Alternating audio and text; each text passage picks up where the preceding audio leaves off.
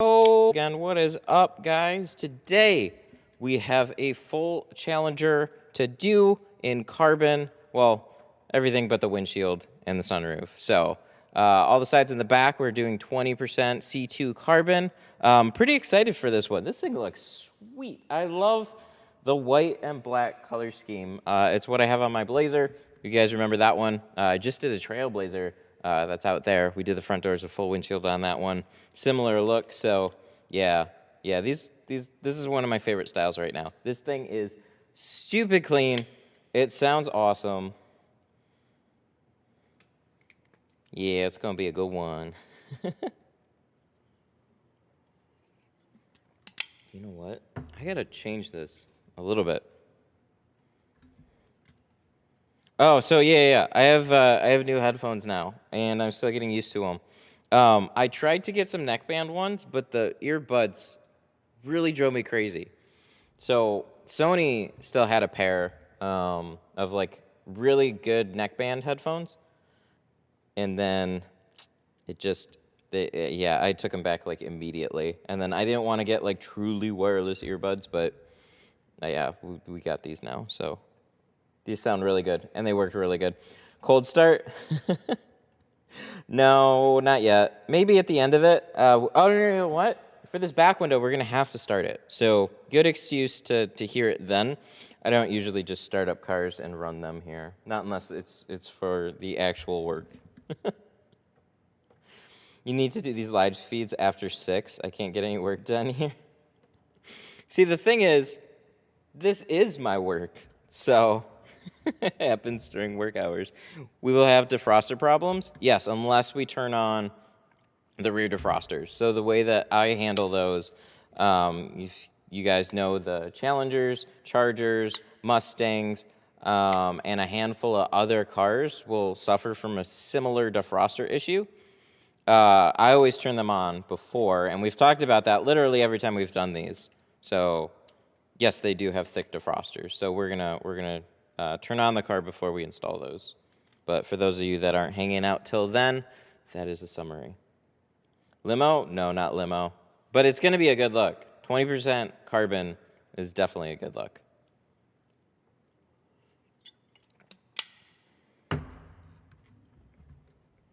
Alrighty. Is Suntech good? Yeah, Suntech's a good company for sure. They're some of their less expensive, like their less expensive dyed film. Some people have a real big problem with the scratch coat on that one, and I remember it being a little green. But yeah. Other than that, they're a good. Don't we just have peanuts? Peanuts, bananas, any other kind of weird fruit. That's what people call them. My appointment canceled, so I have time to watch? Awesome. Welcome, man. I'm going to come help you. No. Have you tried the SPF film? Oh, from Suntech? No, but I think that is an amazing name for a film. To get the cancer, the Cancer Foundation to approve it too, or to basically back it. Dude, what a good name for a film. That's super cool. I like where they're going with it. I just wish I saw a bigger push in that direction for some of these things. So that's actually a really good topic too. Like everybody goes for window films for like looks and heat rejection, but UV across the board, it will help with that.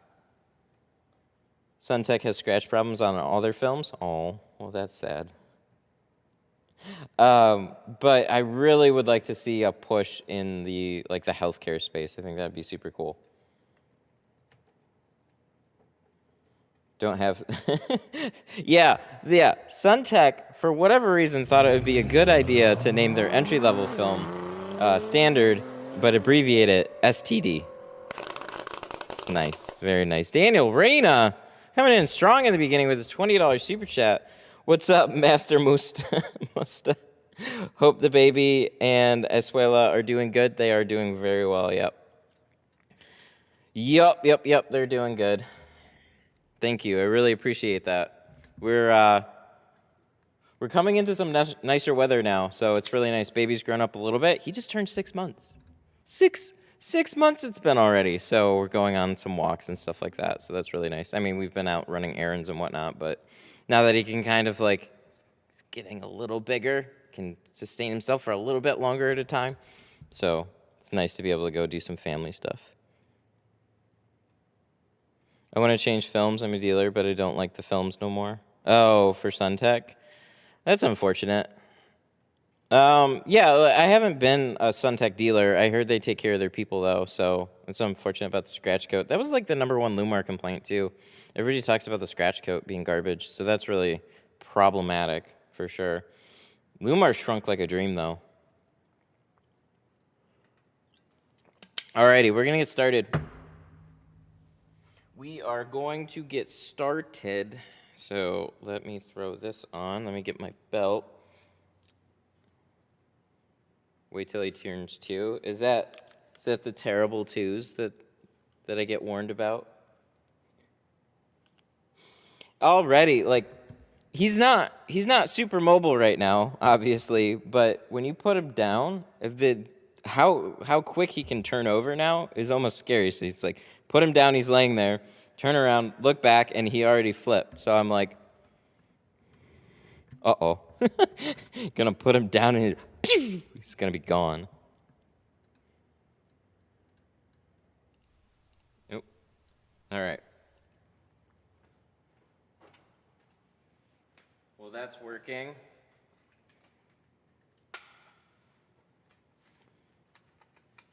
For the super chats to an actual pull in the Hellcat. All right, let's go. It should sound similar, right? I mean, the Demon, I hear, has a similar engine, but I don't know if it's tuned differently or different supercharger or what. But that is one of the super chats that goes off.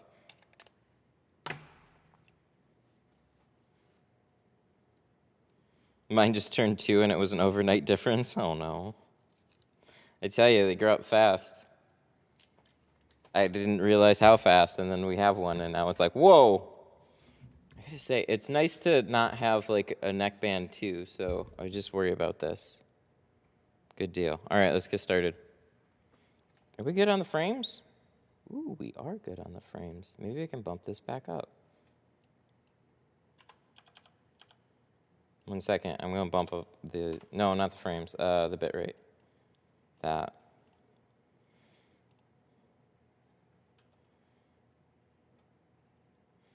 With the you guys. All right, so Challenger. What is the deal with the Challenger? Are they easy? Are they difficult? For the most part, they lean more towards on the easy scale for some obvious reasons. One, that back window is very small compared to some, but it's got a little trick up its sleeve with anything that was like 19, I think 18, 19 and up. I don't know if it quite went back this far, but they added this little rubber strip along the bottom. So if they did it like literally half an inch lower, it wouldn't be an issue at all. But it pinches at this really weird point. Sometimes it comes up a little higher. It can be a little bit difficult trying to cover that entire bottom edge there. Quarters, very straightforward. And then, of course, we got some frameless doors. And these are a little bit on the tighter side for doors. They're not crazy, but they definitely get a little bit tight. I'm assuming you could probably pop this panel back and pull the seal out. Some people in chat could verify that for me or not. And then we also latch them. So I already pre-latched these ones. Not for any reason other than I just did. If you're doing these, the window shifts up and down if you're new to these. So you want to bump the switch in, and then or the latch in, and then it'll basically trick the windows into rolling up. So if you don't do that, your windows won't be cut right, and then you'll tint them, and then you have a gap, and you'll be very sad. It looks so bad. It does. Saunas. You guys and your saunas. Yeah, saunas. They're not popular, or they're not common here. Not at all. It is definitely more of a fancy sounding thing. So this thing's already really stupid clean, which is always a good thing. But regardless, we're still gonna wipe it down, like all the windows, scrub them down, squeegee them off, because there can be little bits of dirt and sand and dust that settle on it. And when it settles on it, you know, it's just one extra thing that can cause your windows to screw up when you go to shrink them.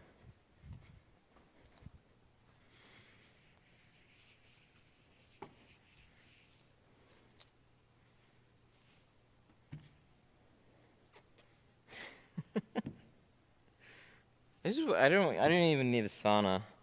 I need a pool. That's life goal right there. Give me a house with a pool, a warm one, and I'm good. Oh, little update too. So these things, I posted it in the group. We're probably gonna have a stream on Thursday, adding some more of the race deck floor. So I'm gonna build this space out a little bit more. We're gonna push it all the way to like the door. And then we're gonna push it out a little bit farther, probably about out to here. I forgot how much I ordered, but it should bring it out to about here. So that'll be nice. I'll have some more floor space. Well, I have plenty of it, but I won't feel like I'm over on the edge or anything. So it's about time. So we're gonna kind of do a little bit of an update. Like I've had the race deck for like a year now.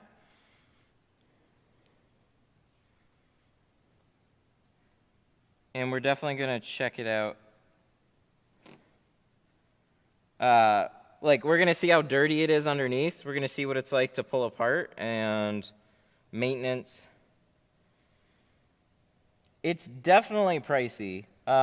It averages $4 to $5 per square foot. I think it was like an additional. I think it was like $4 a square foot, $4 to $4.50 a square foot, plus shipping, plus tax. I mean, shipping on it was like $150. So, yeah, unfortunately, the more you need, the more expensive. But we started with basically enough to fill the garage that I was in before, and then I've been using that ever since. It helps, my favorite, with like pictures and stuff like that. And then, so this is literally the space we were tinting in before, and now I get to make it a little bit bigger. So a little bit later, hopefully we're gonna add some cabinets too, and really kind of make this space more of like a tint, a good old tint space. You know what I mean? Like something that is all like tailored for it. So it's pretty good. I'm pretty happy with it so far, but I want to clean some of this up. Have a couple of little stations and stuff. Should I buy the flooring or a sauna? Whichever is going to probably make you more money quicker. So then you can go buy the other thing. So definitely sauna first.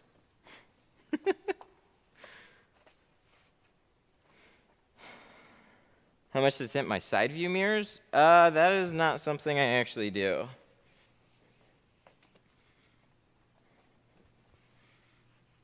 Tinting mirrors, I've tried cutting on it before, and they generally scratch a little bit. It depends on the mirror, so.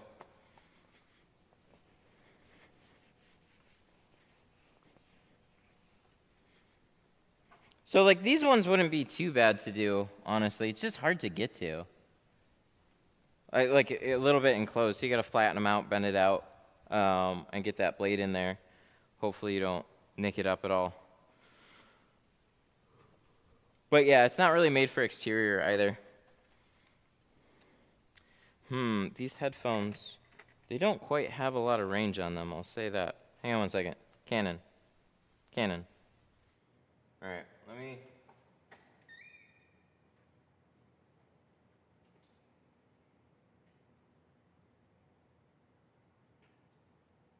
All right, let's try that. We're probably going to have to put the antenna through the wall. So that was another thing I was worried about. These headphones, my other ones used to switch back and forth between the computer and my phone. These ones will lock onto one thing and stay there now. Sucks. GoPro. I definitely think you should do more live streaming. This shit is lit. Thank you. I appreciate it. Do we need more? Are we really? Have we done that much carbon lately? Oh, no, I got more. Oh, duh. I knew it. Let me grab some. So I have yet to put this on any shelving. This is temporary storage, obviously. So carbon, it's the one I haven't unboxed either. All right, we'll see. I have extra carbon there if I need it. I don't know if I will. Geo extra wraps up all their films. So they put like a butt ton of straps and tape to make sure it's all secure in shipping. And I appreciate that because it arrives safely when the carriers don't treat it so nicely, or for the most part it does. But unfortunately, it's a big pain in the ass to unbox on the fly, so. All right, looks challenging. But do you cut the rubber inside the rear glass? No, it's something I've never done. I wouldn't do that. There's no need to. It presses, but you can get around it.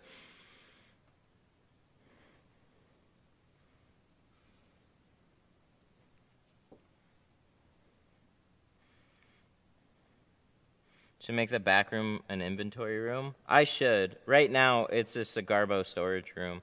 So I haven't put, it's kind of just like accumulated a lot of crap. So I have to actually go through and kind of sort it out and whatnot. So it was easier, anybody? No. It was easier to just kind of throw everything in there and then keep going. So it's my mess room right now.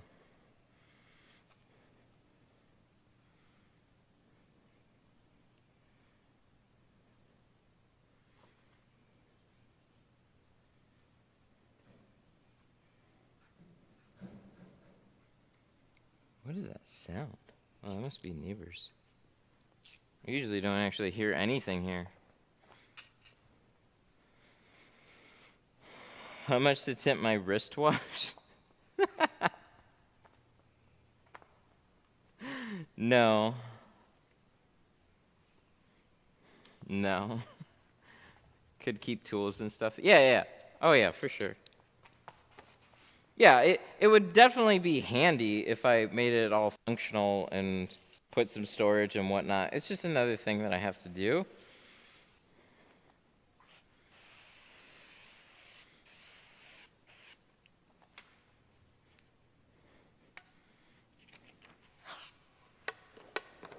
Tell me why I got my car tinted and my buddy got his tinted darker, that's a good question. I don't know. Maybe they put the wrong VLT on it. Or you have a lighter interior.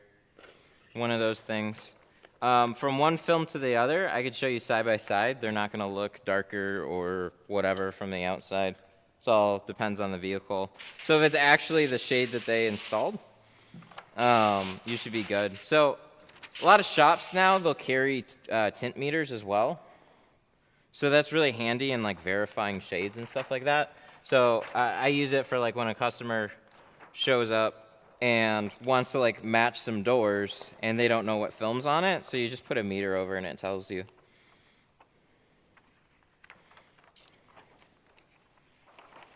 But yeah, carbon, ceramic, dye, that doesn't impact the coloring. I mean, it can, but not exactly. Not exactly just by darkness. This is a big piece of film. I usually either have these like 5 inches wide Well, this isn't too bad, because the mirrors get in the way. So when you unroll this stuff on the car, I always like overcompensate for the length of the roll, so sometimes I go like way longer.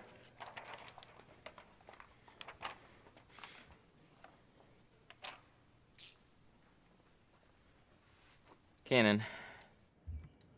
Jose with the 5. Thank you, buddy. Good morning. How you doing? I don't see your hand shaking. Maybe because we've woken up with some coffee? I don't know. How you doing, man? I'm well. Imagine falling for just putting water on the floor. I wish I could slide better on this floor. It was something I did in my flip-flops in the summertime. You spray some soapy water, little less traction, so you go whoosh. I would love to do that more, but it's not quite slick enough.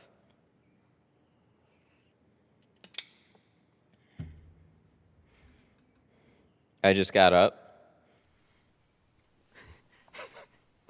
That's a good day. If you're just waking up right now, man, that's a good day.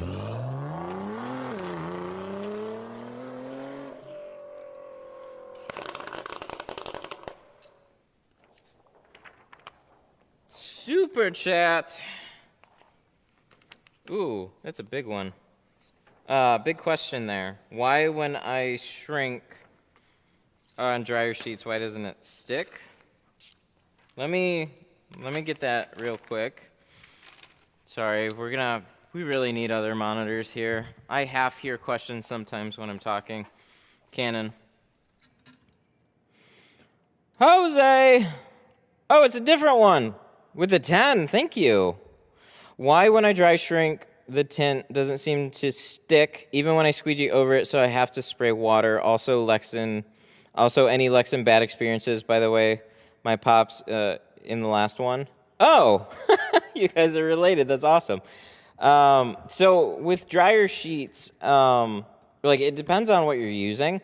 I would recommend getting something like Snuggles or Bounce. If you go with like the really cheap dryer sheets, they actually don't work very well, believe it or not. Some stick better than others. We can go over it a little bit more when I do it, but that would usually be the main reason why, is the type of sheet that you use. So I'd be curious to know what one that you use. That'd be my first guess.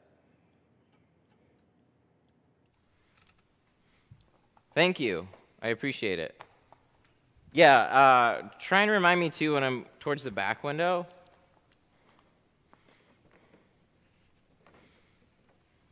And maybe we can figure it out a little bit.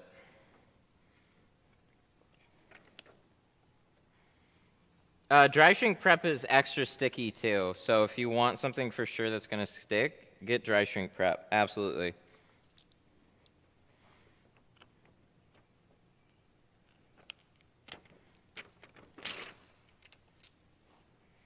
I hate the Challengers, the dumb weather strip. Yeah, and especially in the back window. I definitely don't mind tinting these. But that would be the more annoying one. I think I don't know. I might rather have a Charger than a Challenger, though, to tint, honestly. If you put them, like, side by side, there's just, like, the two hang-ups I have on this is, like, sometimes the frameless doors will stick. And then those back windows, because I also turn on the defrosters, so that adds, like, one more little thing that can go wrong. It can dry out extra quick, so it'll whatever the case, it'll turn out great. It just depends on if we'll get it first try.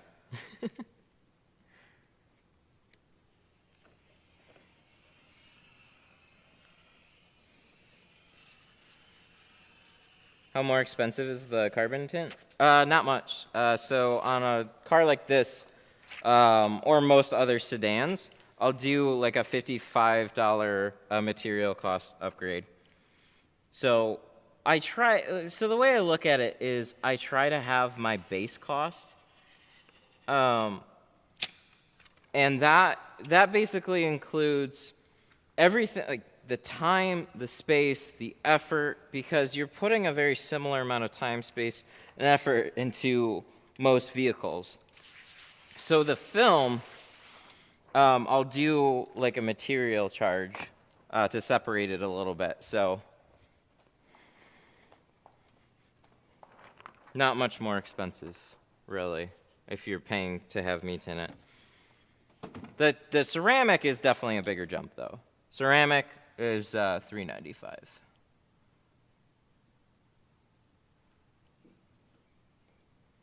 So we're also going to do these, how much do I have to round these? A little bit. We're also going to cut these out individually, a lot like what was the last frameless car we did? Mercedes? Mercedes, I think, was the last frameless one that we did. So, there's a lot more that I get that are 2-doors that are frameless. So I will especially put a little extra time into cutting them out individually. Because there can be little, like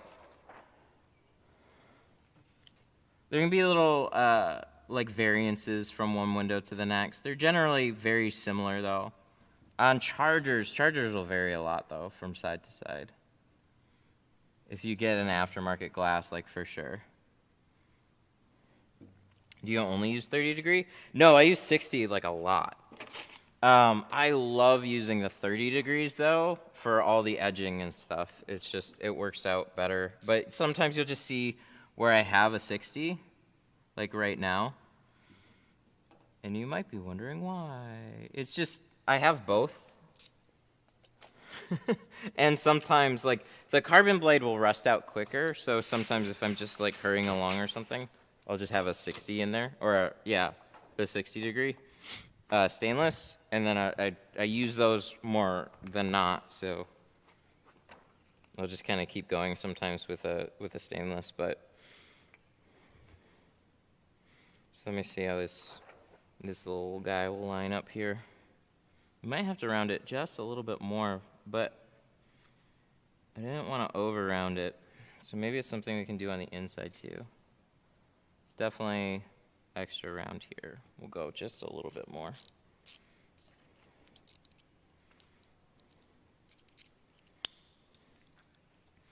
What do you prefer for the top? The sharper blade, the 30 degree. I would love to see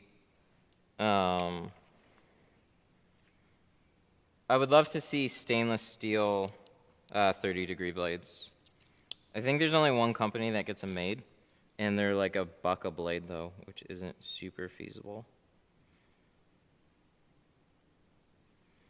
when you're going through a lot.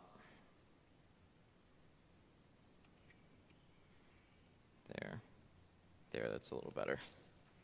Good deal.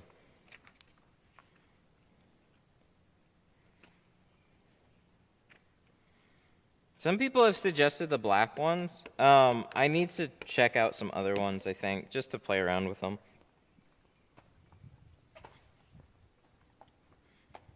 But these are it's a huge barcode thing over it. The blue NT packs are what I use, and they're really, really sharp and generally very, very good. All right. Cannon. Whoa!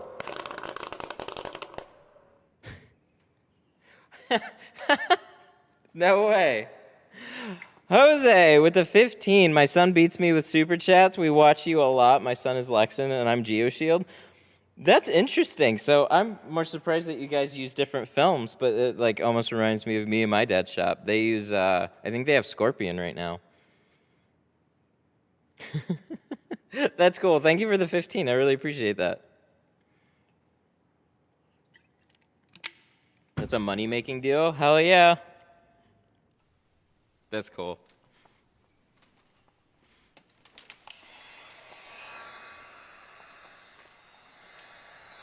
How do you snap a 30 degree? Same way that you snap the 60. I definitely like Geo better, for sure.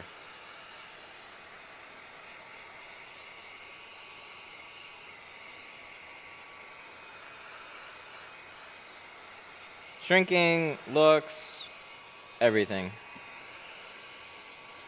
I will give Lexan some credit on the coloring of their film.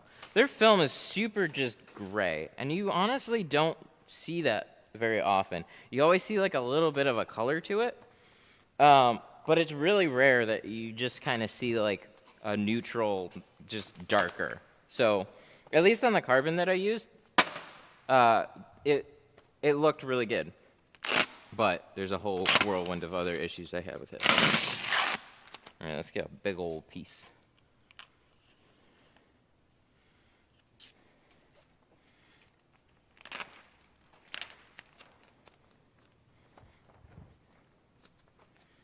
See how this sticks. These are those soft touch leather. Wow, we just dropped it. Soft touch like leather type panels. Honestly, it'll usually stick like a little better to something like this. Yeah, this is actually pretty good here. Where do you get the door plastic? Carpet shield. So it's it gets asked a lot. I buy this from Lowe's or Home Depot, whichever one's more convenient for me on the day. Or you can also get it on Amazon. That's what it literally is. It's clear plastic with a sticky on the other side that removes clean. It doesn't stick super well to all door panels. I wish it did, but it doesn't. I have yet to find something that sticks great to every door panel. But, you know, it's got to be cheap enough, good enough. But it's awesome for covering it up and keeping all the water from getting everything. And it's quick. It's quick. It's got to be. You just want to, like, because that drove me crazy with, like, tape and like, a bag, right? Or there's like another plasticky, what am I trying to say? Oh, yeah. Like, you could get, like, a trash bag or something like that, just like a plastic cover. But then you're always taping that top section, or, like, the painter's solution, like, by 3M.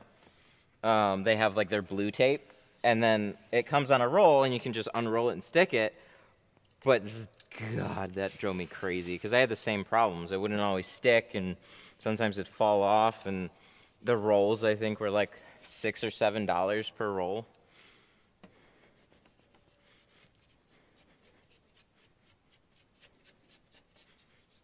Lexin's good for Lexin's good for people who don't want to pay much money. That's what it's good for. I agree. Yeah, for sure. Yeah, it's just cheaper.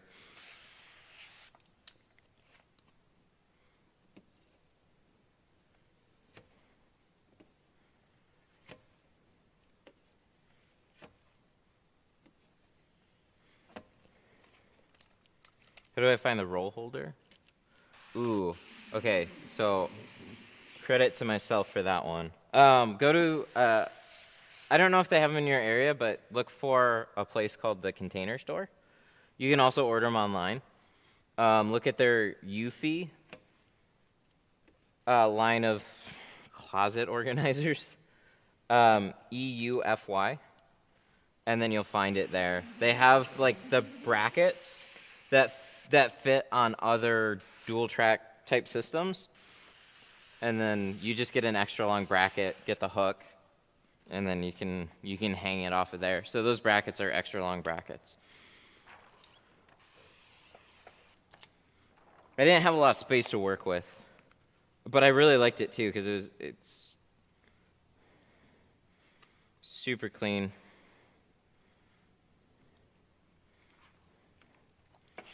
I miss that company that made a good interior plastic. But yeah, it's like you just need the type of stuff that construction, like body shops will use, right?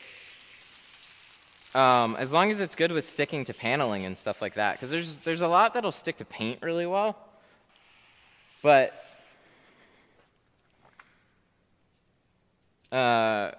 finding a good one is a challenge.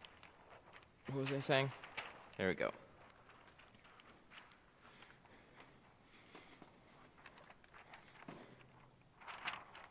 All right, so I guess I do what is called bottom loading on Frameless. You guys are probably used to seeing that somewhat by now. It just makes sense on these.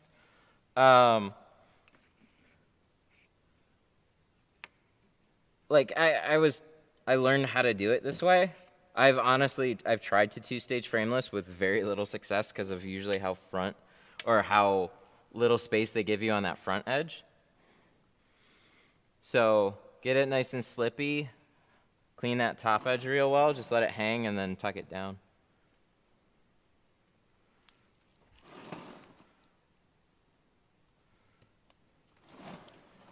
Ooh, I'm quite proud of this one.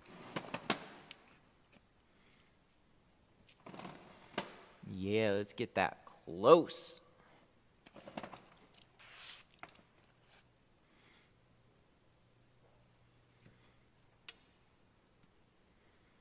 Lock it down so it doesn't want to shift. It was kind of funny too, because the dude I originally learned from, or at least learned the most from, he did it this way. I swear to God he did it this way. And then when I did it that way in front of him, he was like, "Why'd you do it that way?" And I was like, "You taught me to." And he's like, "No, I didn't." It's like, shut up. Yes, you did.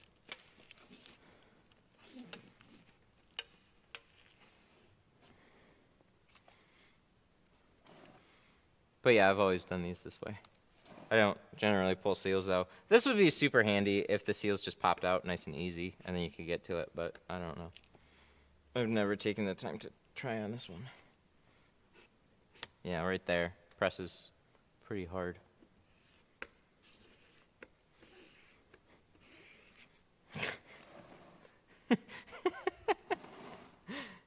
You might want to take it for a test drive to make sure the tint will stick properly. I'll call him up. I'll be like, "Yo, dude, so on some super fast cars, the tint likes to blow off, and I just want to make sure it'll stick." I mean, he dropped off the red key, too, so, like...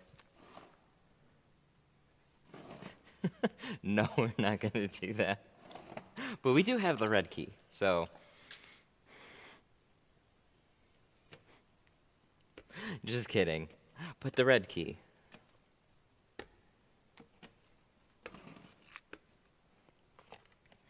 No, it's funny. The most I ever know about most cars is driving them from the parking lot to inside. So you learn a lot about like the features and stuff, but in terms of 0 to 60s. Oh, what is that?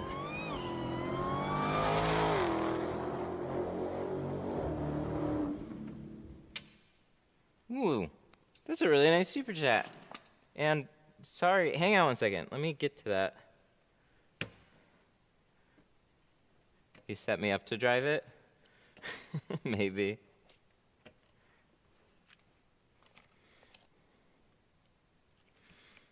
Don't most people leave the red key, or do your customers not trust you guys? Like, he's gonna do it. There was one guy with a GTO that wasn't even dropping any key off. And then we were like, well, we can't tint it. And he's like, well, I guess you can't then. We're like, okay. Bye? He wasn't happy.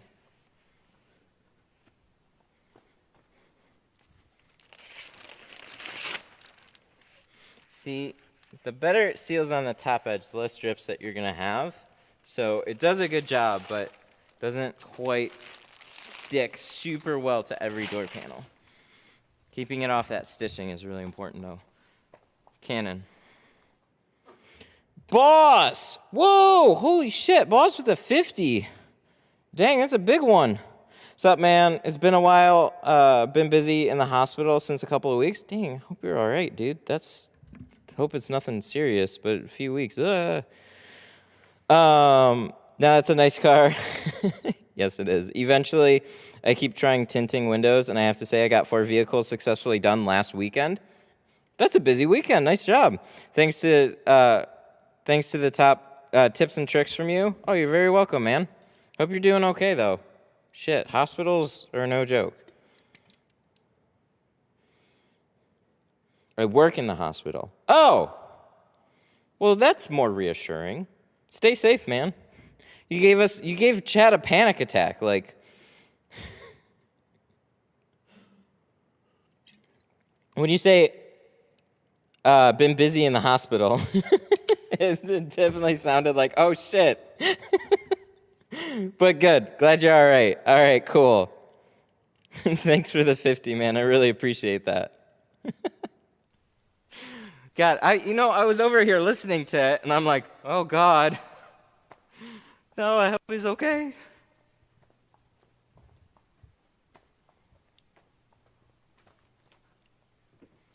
Yeah, 50. That's they go bigger. Euro's more expensive.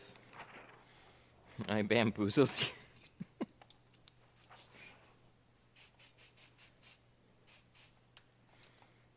I don't know how that. I don't. YouTube just gives me a payment every month. So all the super chats and stuff like that, it's all just YouTube handles all of that.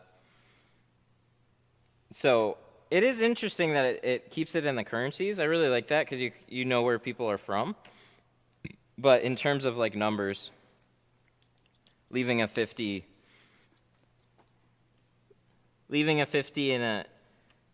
in the UK is more expensive than leaving a 50 here. I'm gonna put this. I should put that there. All right. Bring this down. I've been doing this. I give it a little squeegee because sometimes when it's too slippy and you're dragging it down, it just keeps going. Just give it a little, like a mild tack, and then give it a harder tack. So that way it lets you kind of shift it around a little bit. I wonder if this one's going to come out as good as the other one. I sure hope so. I don't see why not.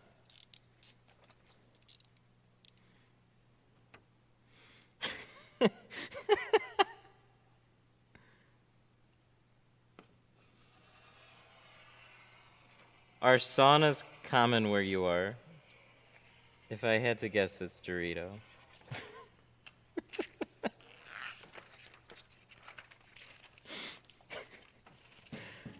Are saunas common anywhere where anybody else is? Or is the US just really missing out on saunas? Like, sauna company comes over to the US because everybody's got them over there. And then they find out that nobody has them over here, and they're like, well, what the heck?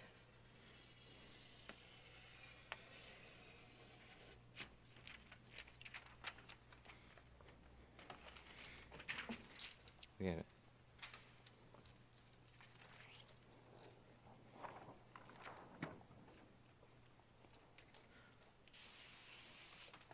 Good. Let's get this cut.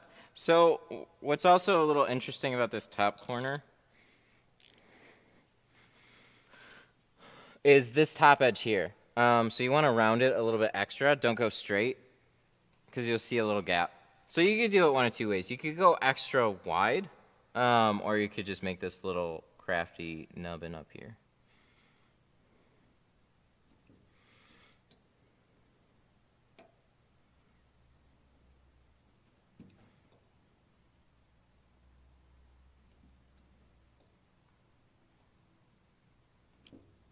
There we go. A little guy right there. Let's around this corner. This is where the top corner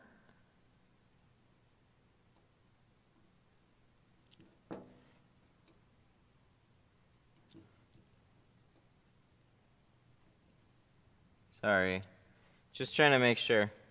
Those top corners, sometimes I'll over round them and they just look really, really bad. I don't know why. It'd be helpful to have like a little guide or something. I've never been super great at rounding them perfectly. Especially when you get to like bigger ones like Jeeps and stuff like that, I have to like double and triple check them sometimes. Because I either have it like extra long or I undershot it. Yeah, see, we're a little bit shy. So we could round it just a little bit more.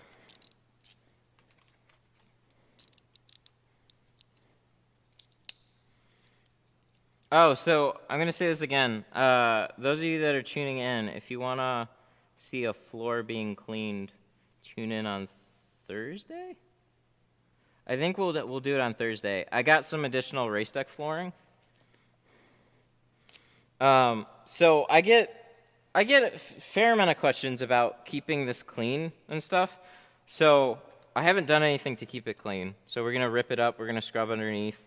And then we're going to add to it. We're going to be building this whole floor out a little bit. And when I say building, I say that very loosely because it's literally like putting little squares together to make it bigger.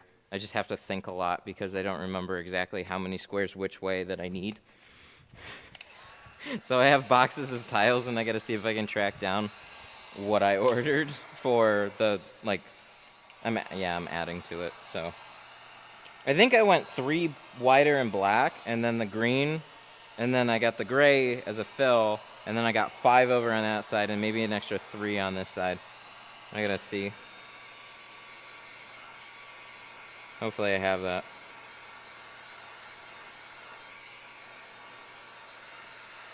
How much does a floor cost? Expensive. The original was like just under 400 square feet. It was like 1,700. And then add another like 200 square feet, I think. I think in total we're about 600 square feet. And it's about $450 a tile, plus shipping and stuff. Kendall! What's up, buddy? Watching you tint while I tint. Tintception. Thank you for the 2. What are you tinting today?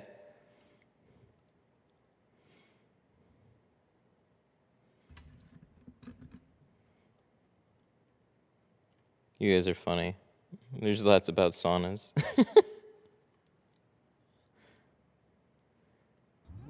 Washington. Dang. Yeah, that sounded really bad. Ooh, we're back up to 172. Good day for GME. Washington with the 5. Hi, Matt. What's up? So about the post that we had in the group about the Olfa knives being the real deal or copy. Where can I buy the original ones? The Olfa knives being... I don't remember the post, actually. Can you link it? But anyways, I've never heard of a ripoff of these. So these are the red dots. These are what I use. And as far as I know, everybody, like, all these are fine. I haven't seen any ripoffs of those. I'd be really concerned if I did, though. They're not very expensive. They're only like $6 or $7. Boss! Boss with an extra 20. God damn. He is boss. Okay, back to work. Enjoy. See you later. Take car, everyone in the chat. The blades? Oh, so the stainless steel ones are always going to be more expensive. So if you look up 9mm blades and they're cheap, they're going to be carbon. I don't see how you could knock these off, really, without a lot of work. As far as I know, they're not. Nobody's knocking off the 30s. You know what? These ones are a little cheaper too. I think these are like NT sells them for like $10 a pack. But the stainless steel especially, there's yellow packs out there, but those are just bad blades. Like, they're just duller. They are stainless, but they're just not as high quality. Go with either Olfa or NT. I don't think any of them are knockoffs, though. Or you can just order them from a tint shop. Or, like, not a tint shop, tint distributor, like Tint Depot.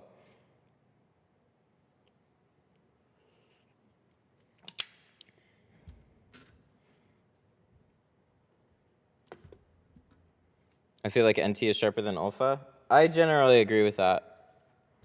I must be an older tinter, 42 years old, tinting cars since 2004, but I gave up old school methods since I started watching you. Aw. Well, that's cool. I appreciate that.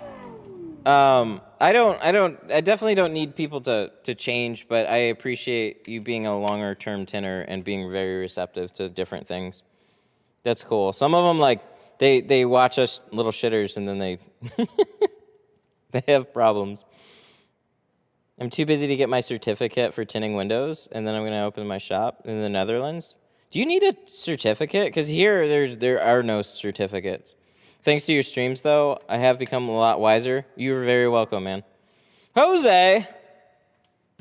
Later, boss. Have a good one. I definitely appreciate all the super chats and glad you're doing well. Jose with a 2. Cool. Sup? And super sticker. Thanks, man. You're just like a super chatting fiend, man. Thank you. It's like lately you can rely on a bajillion super chats from Jose.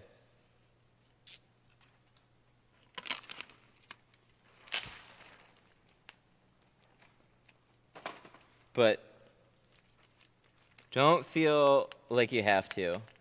Do it because you want to. Oh, we need a bigger piece. This is a big old door.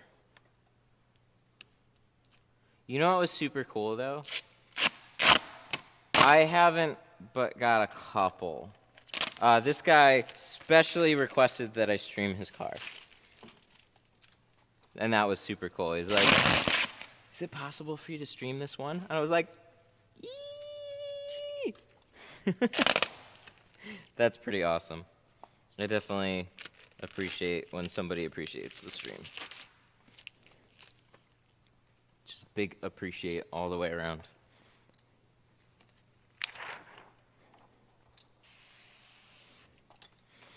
Okay, no, let's pull it off of here again.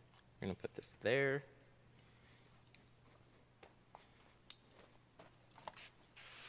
So same dealie over here.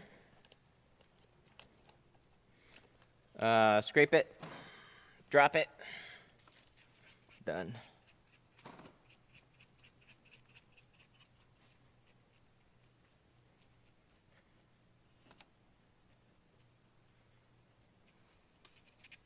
Yeah, it is. It doesn't happen very often because more people find out about it the other way around. They appreciate it being streamed, but they usually find out after the fact. They call around to a few shops. Everybody else is too busy. They get in here, and then they're like, oh, that's really cool. I think mostly the younger generation, though, because some people definitely just... I mean, Twitch culture especially expects everybody to get lol W's.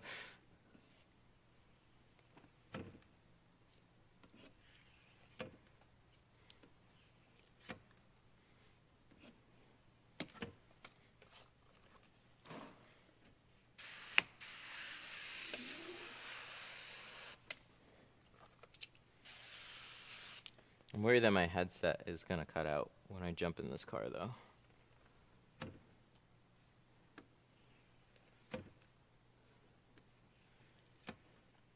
Your videos are helpful. I don't see a lot of people doing this.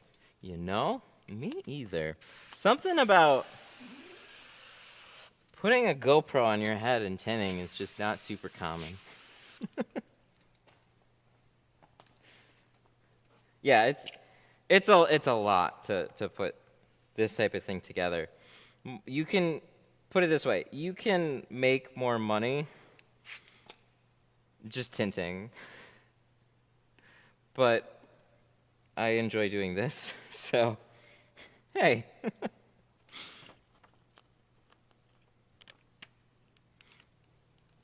Yeah, so like lately, I've pretty much been scheduling like 2 cars in a day. And I'm trying to leave a spot open for like a full car to go live with so I can take some time with it. And it's cool too because it's actually just leaves me more time with more vehicles and then I can make the work look even better. So you become like extra nitpicky giving yourself more time like that. Slow down a little bit. And then I go back to the glass shop. And then they're like, we got 100 cars for you to do today. And I'm like, ah!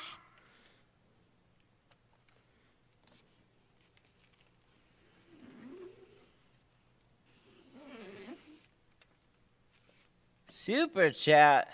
1 second. What was it that? Oh, now I feel bad. Dang it. I got my Grand Cherokee tinted, 2 front doors and a windshield strip. Wish it could have been streamed. Dang. I'm sorry. So I like so this is what really is annoying about YouTube. YouTube, you like, in order to keep the channel growing and whatnot, I have to always think about the types of streams that I'm going live with. So it's not so bad on like Facebook, but it's when it goes on YouTube. It's like you can get hit really hard for like streams that just aren't quite right or videos that don't do as well. You know what I mean? So when I go live, like I tried streaming for a good part of a day, and it really it only went on for like so long. There are some people that really appreciate it, and I'm very thankful that they do. I wish that we could just kind of stream whatever we want, whenever we want. So that's why when I go live, it's like we'll usually have a bigger project, but we won't go as far to like stream a full day. I would love there to be like a good happy middle ground there where we could do some extra things.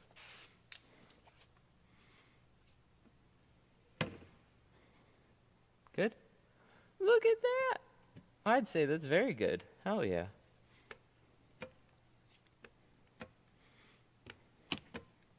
Let me finish tacking this one.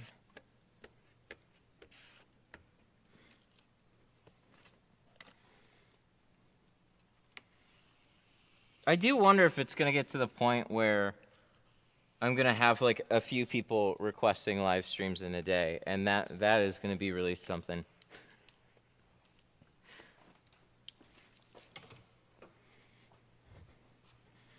Because it's like I'm going the other way around. I'm like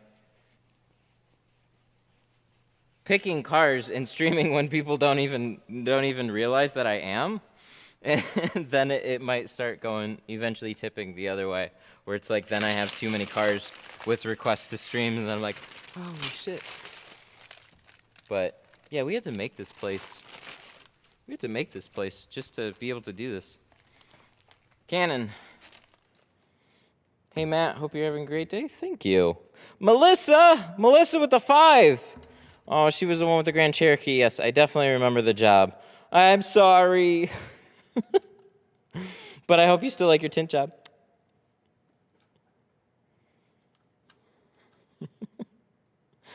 Oh, how is, let me check real quick. GME looking strong so far. Coming up again to 174. This might be a big week. Canon. No. GoPro. Aloha from Hawaii on my way to a mobile job. All right. Now, mobile in a place like Hawaii, now you've changed my mind. That sounds fantastic.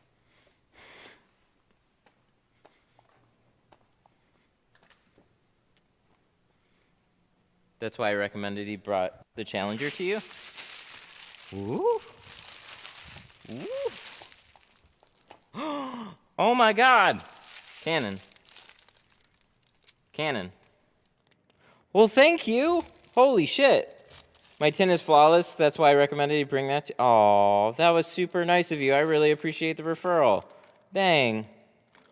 That is super cool.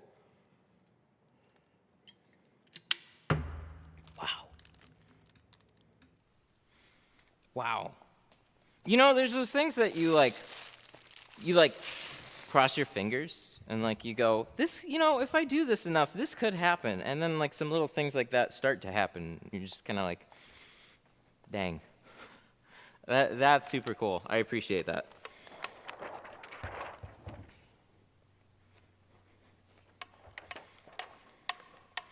Okay, now I would suggest having a shorter roll for a back window like this for obvious reasons here. But we are going to use the bottom for the quarters. It is just definitely excessive. We probably could have used it even for the door. That probably would have been okay. But, you know, it is what it is. Then we wouldn't have had film from, you know, it just needs one more window on it. One more big window.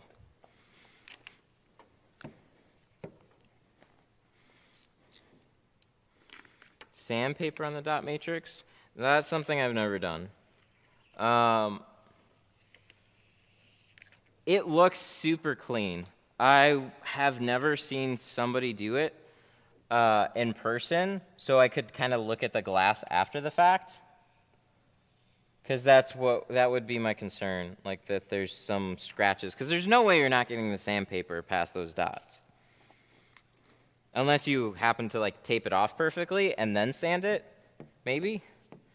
But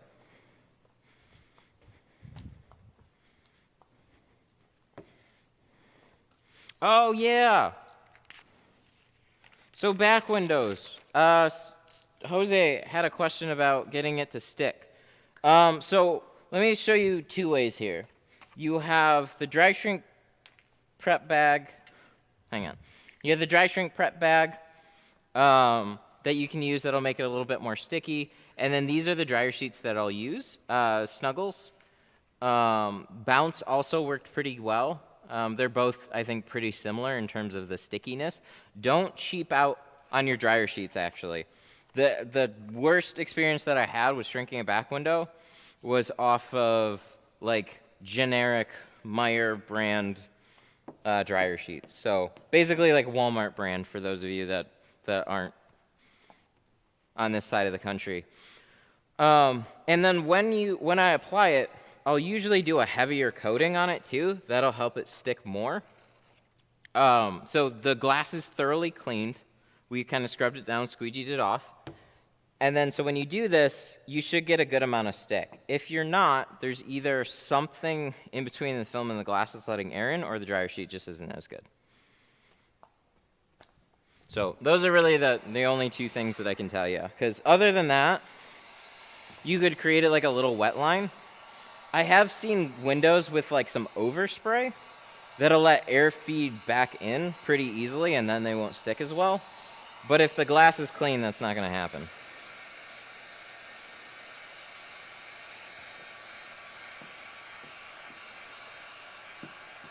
So there's only been a couple that have been so bad where you literally have to go and like, it was basically like paint overspray. And so you go through like the whole back window with a 1-inch razor blade and just scrape all that crap off of it. But that hasn't happened to me in a very long time.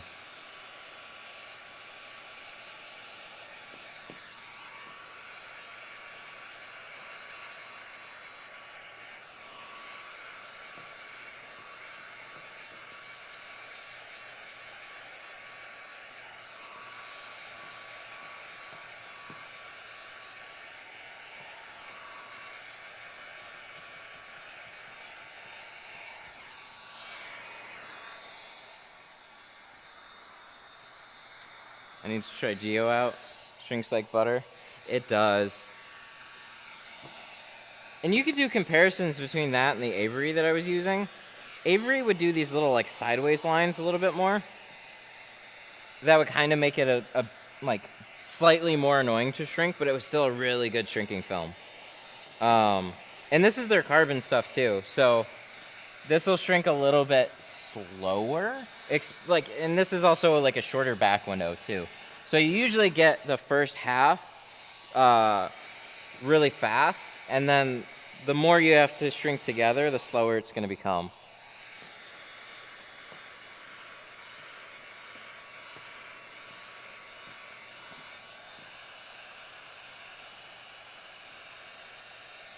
Much fast, like Lexan drove me crazy for the edges. I had a similar experience with like some Scorpion.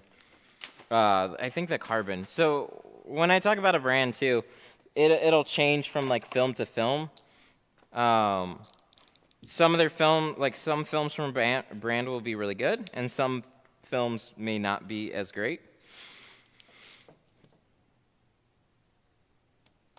So you can never take that one thing across the whole board. Like with the doors on these ones, the carbon adhesive seems to slide a lot easier, a lot more normal than like as some of the films I used to install.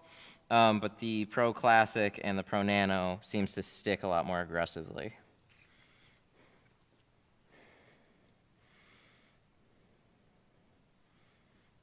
How far from the black edge do you lay the tape? And okay, so I take the inside edge of that tape and I go to the outside edge of the dots. And I'll cut, more often than not, right in the center. The only reason I cut really close to this edge here is because it's got that gasket in there. So, good example here. I mean, if you go fast, you got tolerances on different windows. So the dot matrix is literally right here, and the edge of that is here where it starts. So when you cut in the middle, you got a nice healthy border all the way around. And if you have little like wobbles in your cut and stuff like that, like you're giving yourself a little bit of room. You just need to get it over all the edges.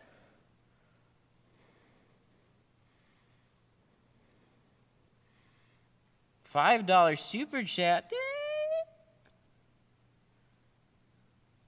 How hot do you have your heat gun? All the way up, all the time, always.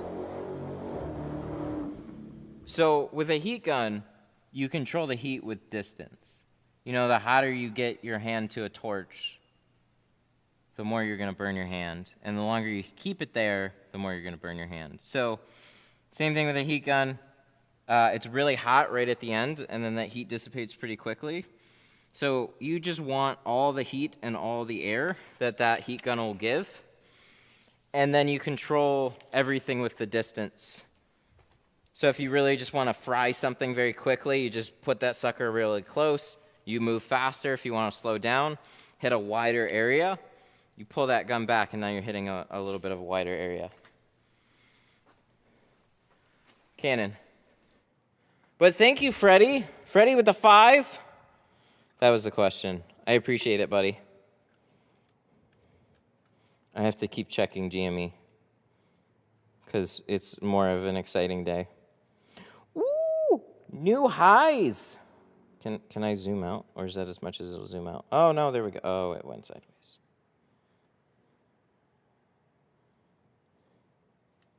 Look at that. Look at that. It's bouncing on the ceiling there. That's good. That's a good sign. Coming into power hour. I agree with you, Matt. I agree with Matt. Put your hand very close to a torch and it'll burn your hand. Yes. Does Dawn soap make your film tack up faster on a warmer day?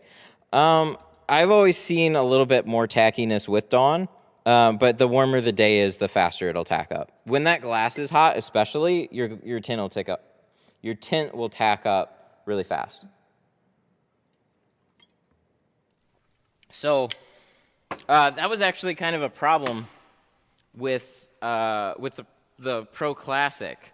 So summertime comes around, and you're just, you're tinting some front doors, car goes in, it hasn't even had a chance to cool down, and you already have film on the glass.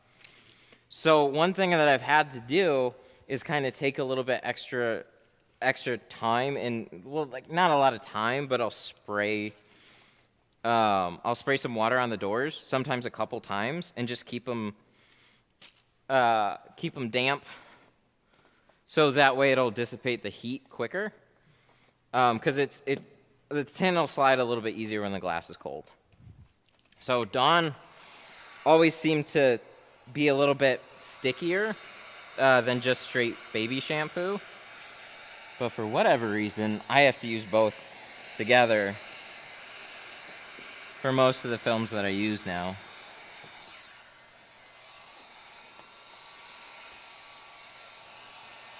It's weird, too, because if you install something like Sigma Pro from Avery, or Lumar, or Suntech, or any other good American-made dyed carbon, ceramic film, whatever, like a lot of their adhesives slide pretty easily. And then getting into the like films from Guari, their adhesive is like, it's a really strong adhesive and it's just more aggressive. Some people like that. Drives me a little crazy. Because I basically turn the window into a bit of a slip and slide until I get it into place. And then we tack it down. So, all right, we gotta start it. Actually, for work purposes, I think the key is in here. It's not. We lost the red key. Did we lose the red key? I don't think so. It's got to be like one of two places. I need more table space. These are my keys. These are the Trailblazer keys. And then, where is the key? Nope. Nope. Did we put it in the pouch? No, we didn't. Maybe it's on the seat. Let me try. Just. No key in the car. All right. Hang on a sec. I gotta find it.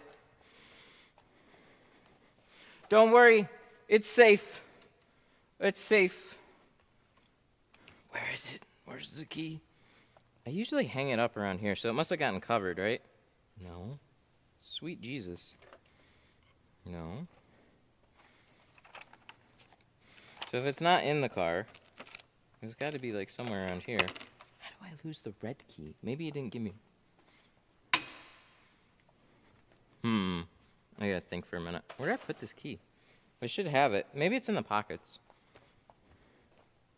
Did I not check the pockets? Lordy. No, it's not in the pockets. How much is... The real question now is how much is a replacement key on a Hellcat Challenger? No, I'm kidding. But seriously, where did it go? So we got those there. We got these here. Good deal. And then... Hi! 1 second. Hang on, I gotta deliver a car. Cannon. Hang on, I gotta deliver a car. Customer is here for the other one, so I will be right back. 2 seconds.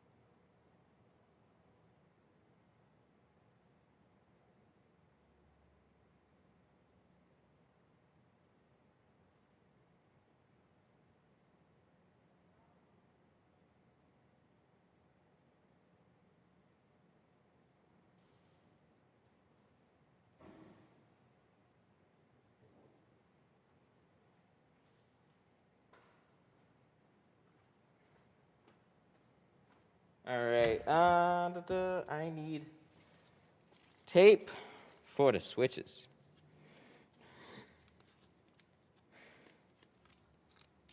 Let me grab this. I gotta run back out there. I gotta tape some stuff because we still a business.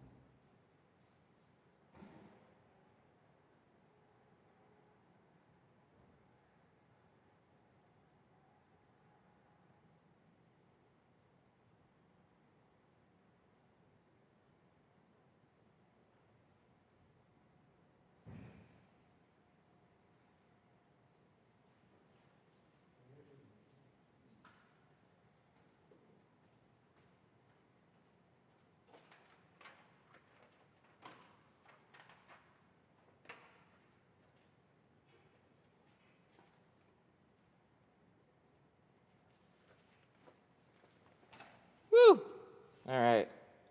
Hang your keys on the wall. That's what I do. So I have a toolbox with a spot to put all the keys.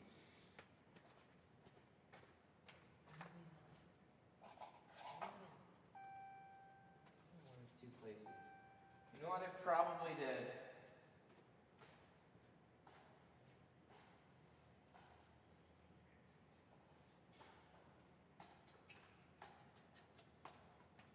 See? I knew it. I was taking pictures, had it in my hand, put it on a box right over there, so that it's not going to leave this area, right? Unless we did a real bad thing, left it in a car, and that car went bye-bye. I have done that once. But it's okay, we just got it. Thank God. So, one time, so when I was mobile, so when I was running around from store to store, every shop's got little different things that they do with the keys. And sometimes they'll be really accommodating to you. Well, and they will, they'll pull vehicles in and out for you. The problem becomes when they pull some of them out, and then you pull some of them out, and then it's a push button, and then you accidentally leave one key in here, and then you take the other one out for the next car, and then all of a sudden there's a key to an Audi inside of a Challenger, and oops. Okay, so we're going to start this because we got to turn on the rear defrosters. Ooh! Very nice. Okay, so the actual tinting reason why we need to start the car, to start the defrosters, is to tint this back window so we don't have any what are called peanuts. So we hit this button right here, and that's all we need to do. I mean, we can turn off the screen and everything like that, turn off the air, turn off the lights. We just need it running just to give us some fumes.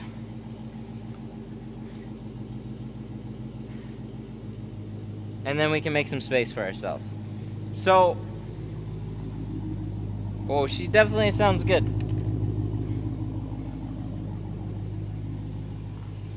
You guys all of a sudden got really quiet.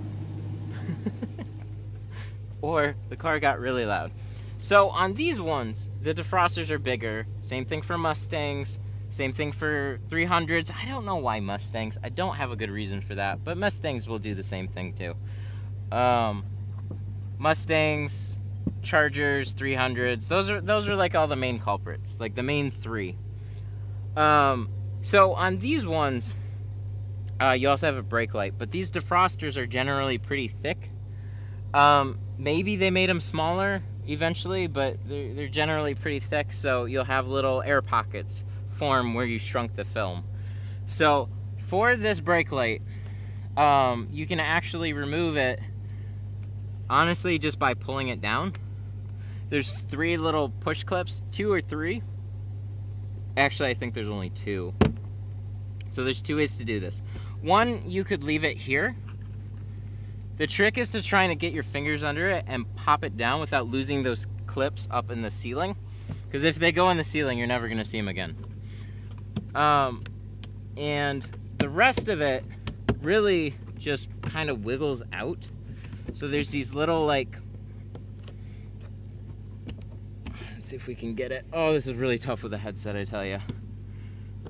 So I'll do one of 2 things. I'll usually just leave them lately, but to show you guys the full thing, we'll actually remove it. So that's how you remove it. So I know you couldn't see the inside, but there's these little hooks here.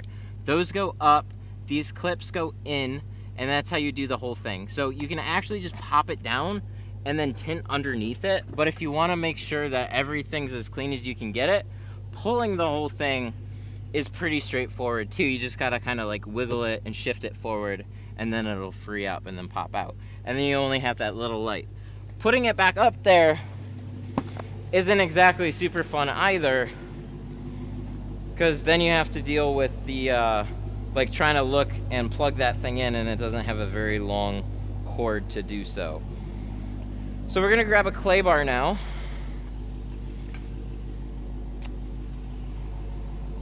So we're gonna grab a clay bar now. Jesus. And we gotta go a little quicker with a back window like this one because we have the defrosters on. So the reason those are on is to keep those defrosters nice and hot, and that'll make the tint stick better.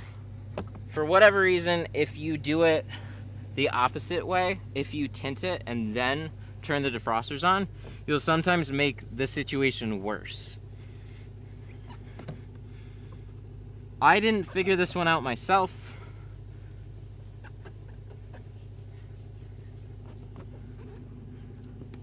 I learned this from somebody else who figured it out. And look at that. That's all the shit that you're pulling off the defrosters anyways. So that could also be one of the reasons they pop up the way they do. Clay bar helps, but just the clay bar doesn't seem to fix the issue entirely. So there's some people that like to sand them down. Again, never liked the idea of sanding windows, but I don't blame people for doing that. As long as it's not, you know, light wet sanding shouldn't scratch them.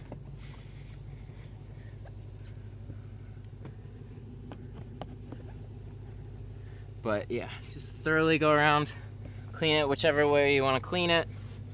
You got these headrests. You could fold the seats down if you want to make a little bit more space, but then you're closer to the ceiling, so if you're a really tiny person, that'll work out better for you. If you're not, then, you know, you gotta deal with that too. I'm average, so I'm just kind of stuck in the middle.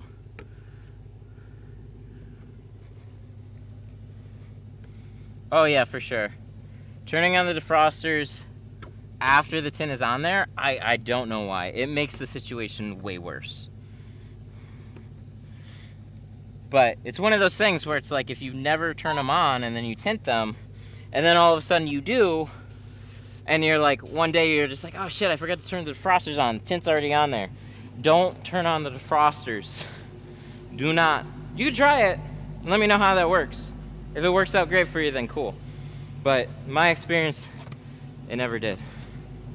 Oh yeah, I got this one. Does this have the rubber on the bottom? Yes. Yes, which makes it extra sucky. So we're gonna squeegee it off one more time.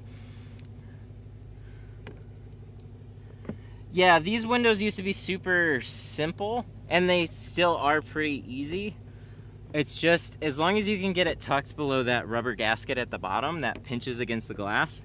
So when you have a combo of hot defrosters, hot window, and gasket that wants to keep it from going all the way down, you can see it's a mix for a little bit of a difficult spot, especially when you can't get completely back at these headrests. Like, I can't really see.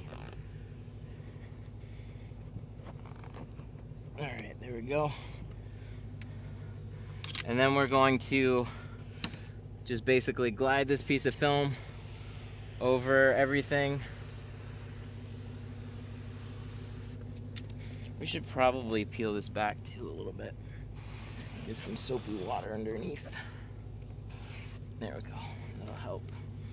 And now I'm going to pull this back. Dad life got me breathing. Shut up. Maybe it's the fumes. No, it's the in and out, in and out, in and out, and lots of talking the whole time.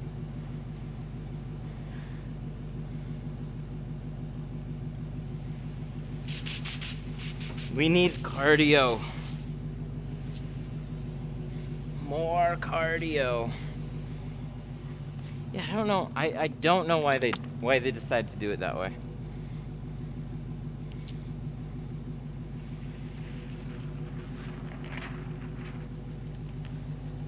Just like a big old windshield strip though. Just kind of carry it on in. I gotta duck my head a little bit more. Take a little bit more time. Drums for 2 hours. I wish I had those 2 hours. Do you sell tint kegs? No. Tint Keg sells tint kegs though. Just Google tint keg. It'll take you to like Sun Distributing. or tintkeg.com, one of the two. And that's how you can get yourself a tint keg. All right. So get this pretty much in place. Like I said, that it's gonna start tacking up pretty quickly. So try and go as quick as we can. Holy hell, this is hard to see. Because I can't stick my head in there very much. But I think we're getting it. This one wasn't too bad. I've had them pinched harder. It's really annoying because one side is like,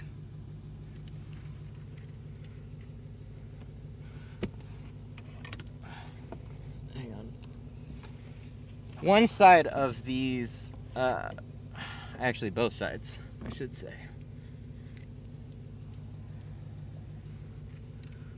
Only have the gasket going about, like it falls shy by like 4 inches or so. So you get it into the gasket and then you have to like cut the sides longer or keep going and slide it down all the way, or else you'll see a gap on the edges.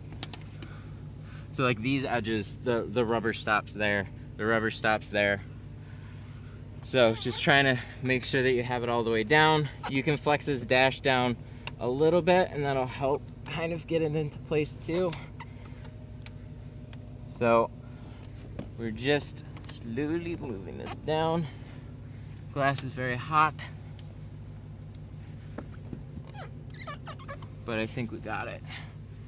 I tell you, I don't think I've had to do this more than once with a big old camera setup on my head. That makes it not as easy. And then when you squeegee it, go straight. Just go perfectly straight across along the defrosters. Don't go up, don't go down. The top is the antenna, so you're okay as soon as you get past the main defrosters. So like all up here is antenna, and this split right here separates the defrosters into the antenna lines, which looks the same. So just keep those lines going straight, because all that air is gonna lock across the defroster lines and drag itself out. So it'll basically go down it like an like a tunnel.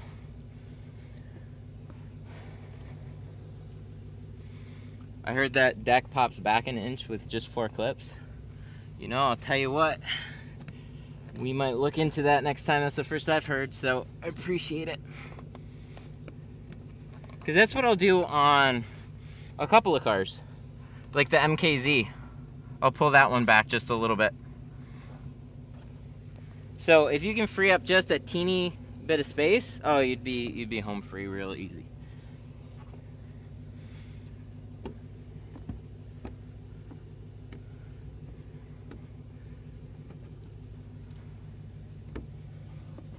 Summertime, these get real fun. Hot, humid, sweaty weather. Stuck in the back. Still keep the defrosters on. And then, oh, you know what? We can pull this forward a little bit and we can get back here a little bit easier. There we go.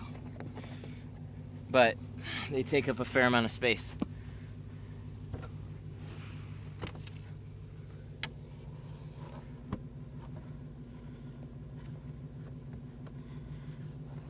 Yeah, carpet burns. Not quite, but we're close.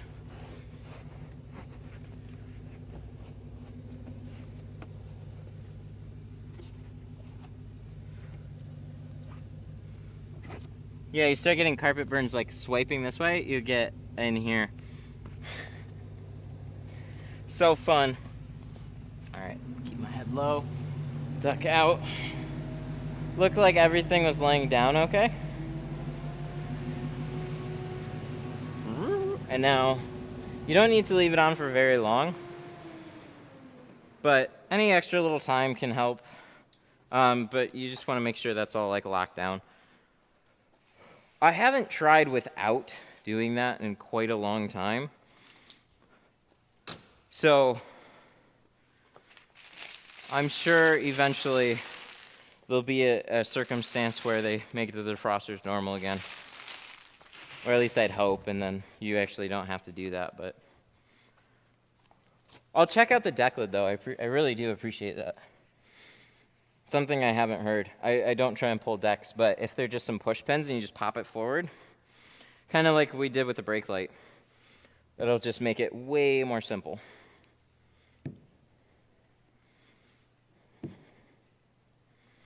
So the question is, what does this look like? Ooh. Ooh. I don't want to toot my horn too early here. Let's get this side cleaned off. The other side looked really, really good.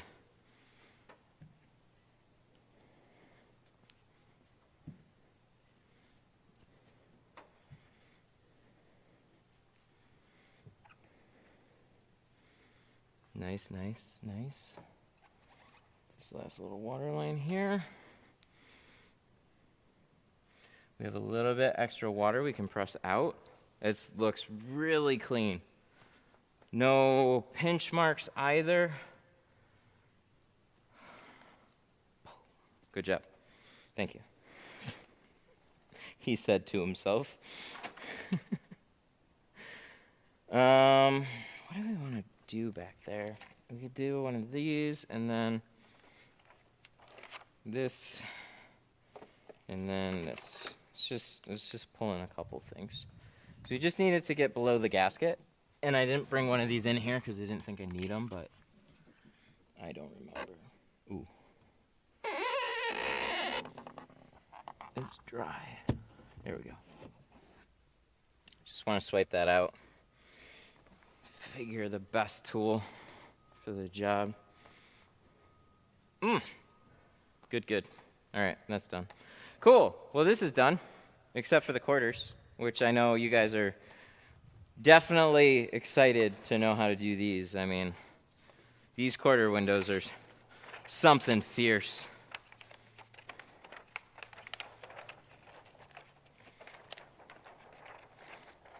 Something fierce.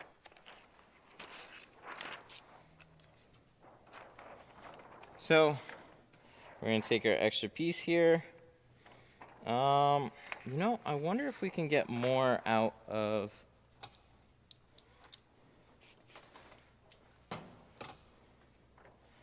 wonder if we could get both out of just the one piece up here. It looks like we'll be pretty close. So then we could save this for a rainy day and then totally forget what it is.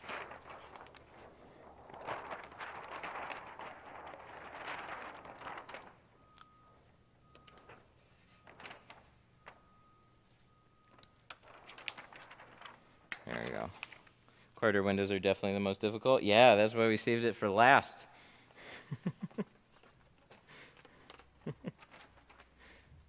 84 years tinting.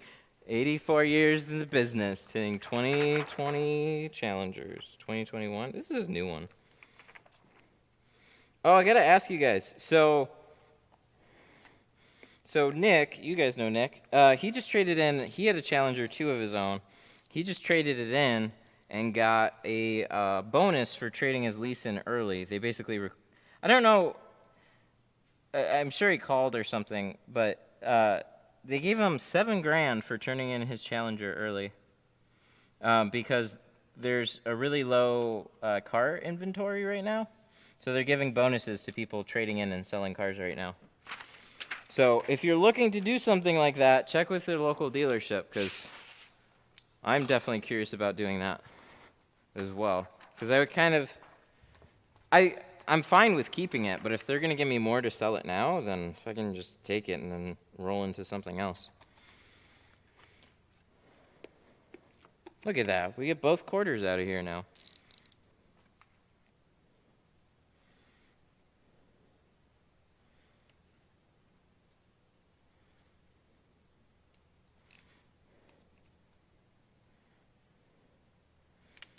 Defrosters on the Chargers too? Yes, same thing. Chargers, Challengers, 300s, and Fusions? I'll do them on Fusions too. Oh, no, sorry, not Fusions. Mustangs. So, I don't know what it is, but... so if you ever have those air pockets popping up on you, first thing you're going to want to try is to retint it with keeping the defrosters on. See if that helps. Nothing fancy. Turn the car on. Turn the defrosters on, like at least a minute before you go to install it. You just got to get them. You just got to get them hot.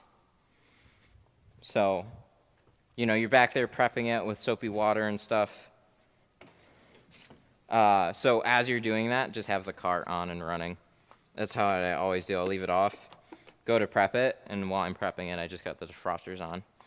Plenty of time to warm up in between there.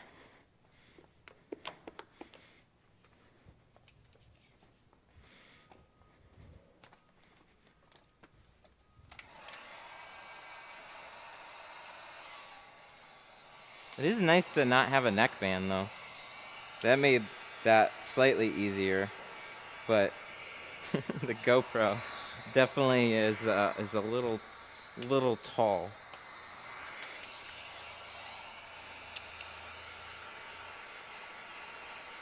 Does the defroster ruin tint in the winter? No. No, you can use your defrosters just like you always do. There's nothing weird. If there was, I would have a ton of redos every year. Because it's just one of those car things. Like, people are going to use their defrosters, so you better make a product that can handle some defroster lines. I guess I could say the same thing about the dots, but oh well, whatever. Look at these quarter windows. They're just so tough. No space. No borders. Yeah, so this is what I mean by tolerances, too. Like, how wide do you need to cut the pattern? Well, it's really simple. Just check the inside. And this is an enormous amount of space here. So I got this edge going all the way down to here, all the way around up here, and all the way here. And I can tuck this in loose behind the panel even farther if I want to. I just need to get past the dots. So on cars like this, it can be really, really straightforward. On cars like an Audi, or just a little bit more meticulously made, tighter tolerances, like it varies from car to car, rubber gaskets too. You don't have much room at all to go past. So my rule of thumb is always just cut yourself a nice little 1/8 inch border, and then if you need to go closer, just check ahead of time. So just, you kind of learn with car maker to car maker. US ones are reasonably sloppy.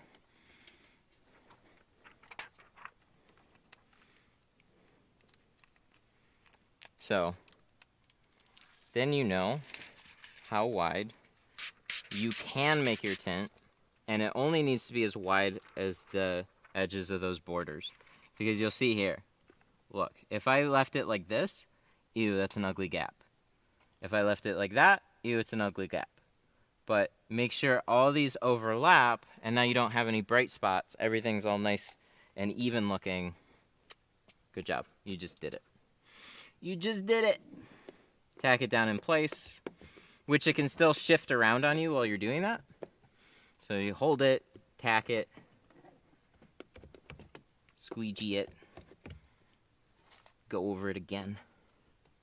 If you really want to, get some extra water out. Just make it look good.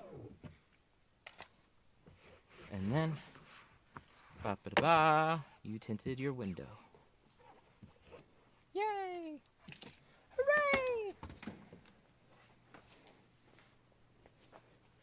As far as the dots go, this will all silver out. So this right here, this just means that all the water is out of there. And all the dark areas, you can see the water is still collecting in there, but as you push it out, right? Like, look, I'm getting bubbles as I drag it back into the window.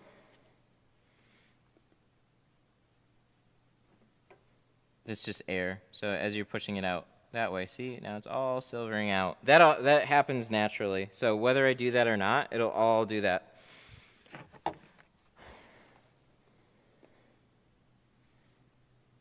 So I wish it didn't, but after it all dries out, you could take your finger on a nice warm day and press it around and seal in those dots a little bit better.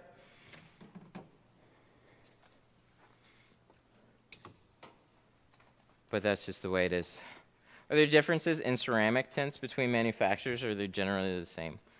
It depends on where they come from, but most manufacturers won't really tell you where they come from, unless they're, you know, there's the ones that are pretty notably American, so they have like their factories in America, and then there's a good amount of films that come from different countries, right? So usually stay away from like films that come out of China because they're very sketch, but there's still like Israel has Avery, and South Korea is usually pretty decent, depends. And then India has one of the biggest manufacturers in the world, if not the largest.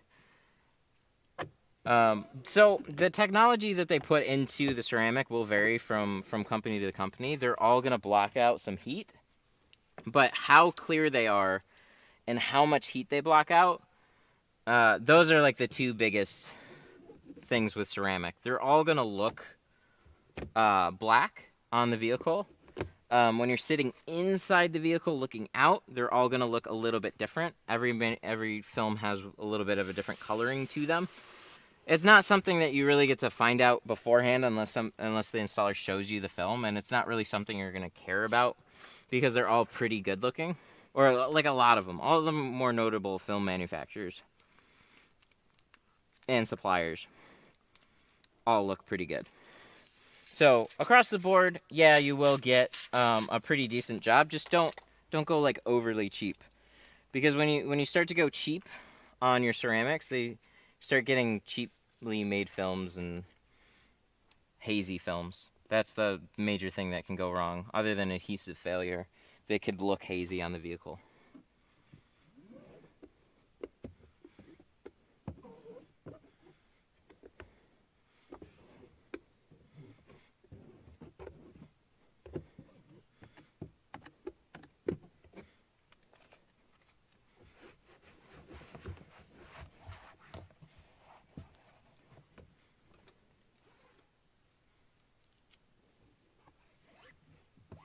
Alrighty.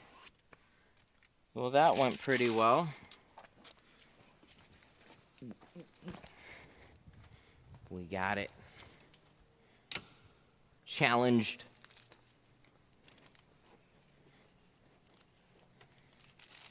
See how this dot matrix looks nice and seamless the whole way around right now?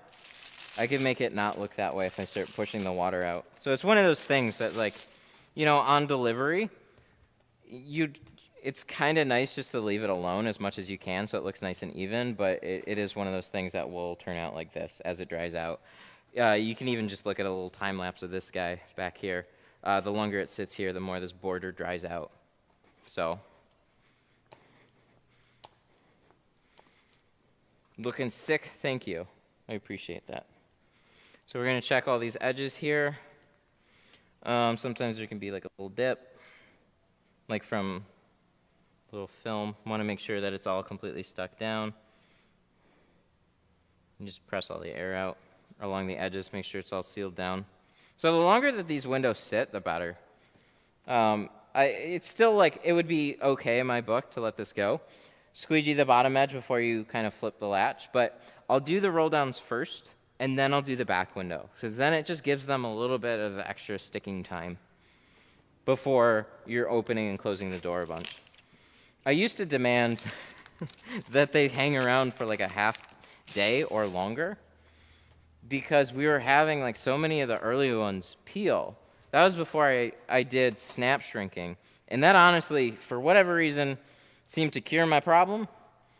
I don't really have a good answer for you why, but ever since I started snap shrinking, I didn't have as many peel on me.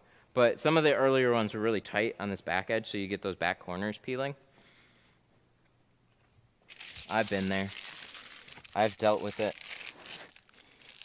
I was really annoyed when these things came out because I'm like, oh, now they can't roll their windows. They can't even drive their car home for a few days.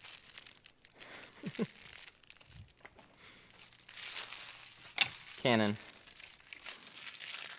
You see how this goes after a while? It just starts getting sloppy, man. That back window.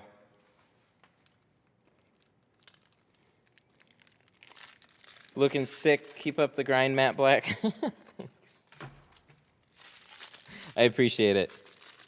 Yo, sup, East Money.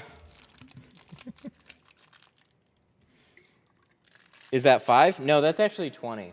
So what's cool about the Challengers is they have really short windows and really dark interior more often than not. So when you do 20 and you're looking straight through to all the paneling and stuff, it definitely always looks like you do 5 on the back.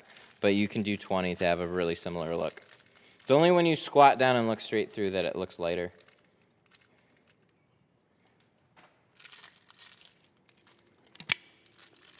Did you see that monster window I did? I did. I saw that. I forgot to message you back. But yeah, that's awesome. Flat glass is, you know, it's really underserved. Wow, that was dumb loud. Yeah, no, there aren't hardly anybody that makes flat glass videos, so that's really cool. Like, I'm not going to make flat glass videos anytime soon. And the handful that are out there, they're mostly done by auto people, which aren't flat glass people necessarily. So, yeah, flat's a huge business for sure. That's cool. I never got into flat, mostly because I started with auto and I didn't like going to businesses. 20 or 35 on beige interior. With a lighter interior, I would go darker with the film. It always depends on what you're looking for, but when you have a light interior, it almost makes the film look one shade lighter. So your 20% will almost look more 35, and your 35 will almost look 40 or 50. That was a 6x10. That's a big old window. Ooh, I want to check GME.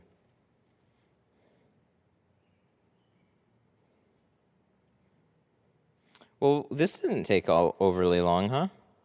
We're about up to almost 2 hours, about 10 minutes shy of 2 hours. Very nice. Whoa, we went all the way up to 178 today. New high, 178.88. Are we going to squeeze? What's up with the GameStop stock today? I wonder. Is the market going red right now? Is crypto going red? Is GameStop going up? Uh-oh. Oh, it actually kind of is. Sorry, I'm looking. What's Apple doing? Falling. Tesla. Oh, Tesla, 4%. Dang. Facebook. Again, falling. Wow, that's crazy. What about Ultra Boost instead of What's an Ultra Boost?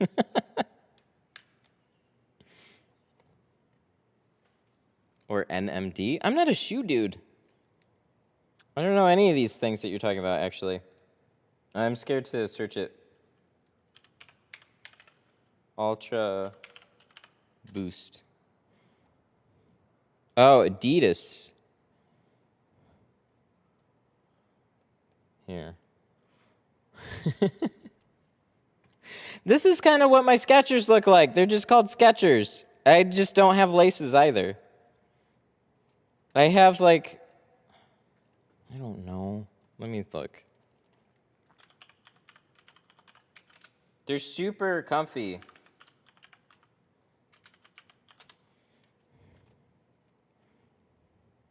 Oh, these ones. I got these ones, man. You see? Those don't look that bad. They're super comfy. I also have black ones that I've been wearing since last year, so. These are the carbon films of the shoe world. Oh, God. That's how you sell it. You go, yeah, it's a shoe, just like Tints Tint, except this is the carbon or ceramic it's the carbon of the shoe world. Are Yeezys the ceramic of the shoe world?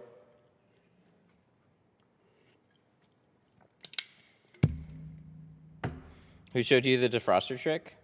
That was actually Rick. Sun Distributing Rick. Yep.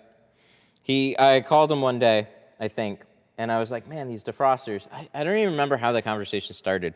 And he was just like, oh, yeah, turn on the defrosters. Made it sound super casual. And I was like, wait, really? He's like, yeah, that's all I do. And I called him back later, and he was just like, yeah, I just kind of thought about it one day. And then I figured that out, and I had the same problem, too, before. Only to some people.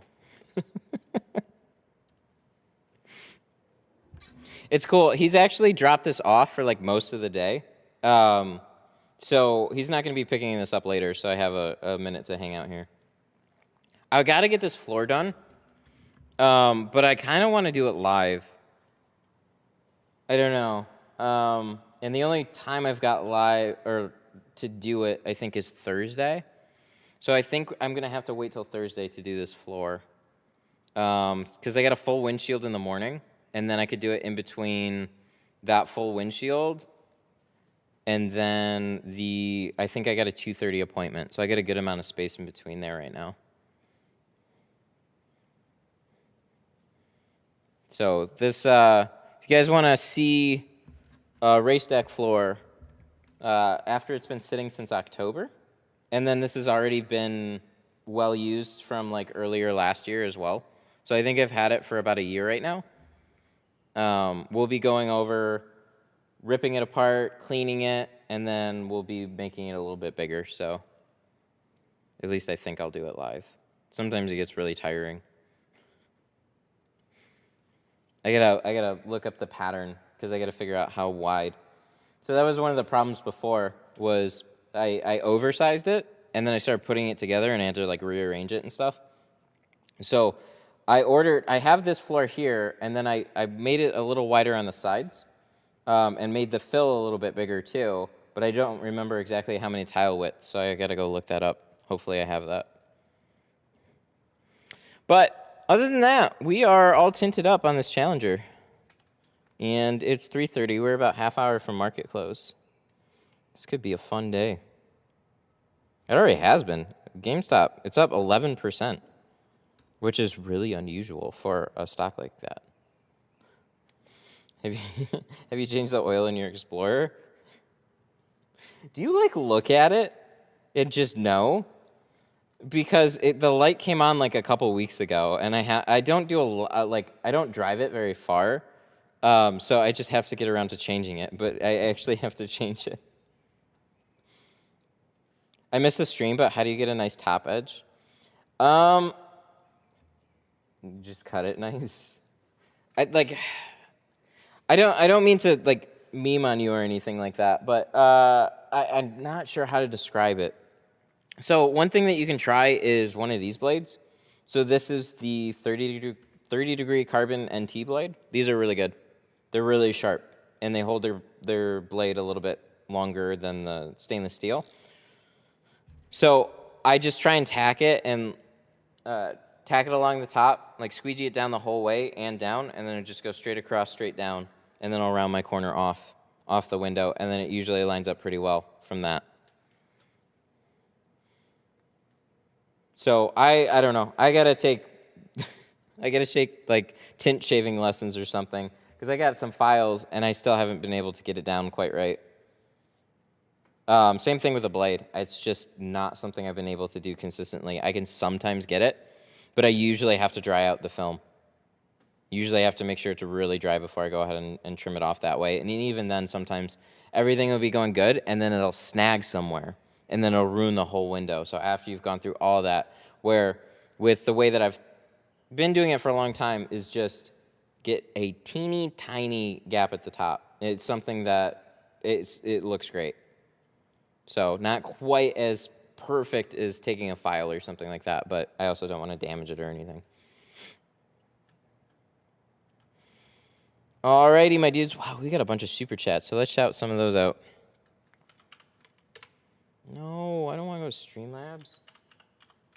Stream Elements. This should come up first alphabetically. connect with YouTube. Oh, hang on. Gotta do this again. And then that one. And then where's that button? Activity feed. All right, so a lot of super chats today. I don't know why, but I am very, very thankful to all you guys for it. So big shout out. We'll start from last, go back. Freddie, Melissa, Jose, Boss, Washington, Kendall, Boss, Jose.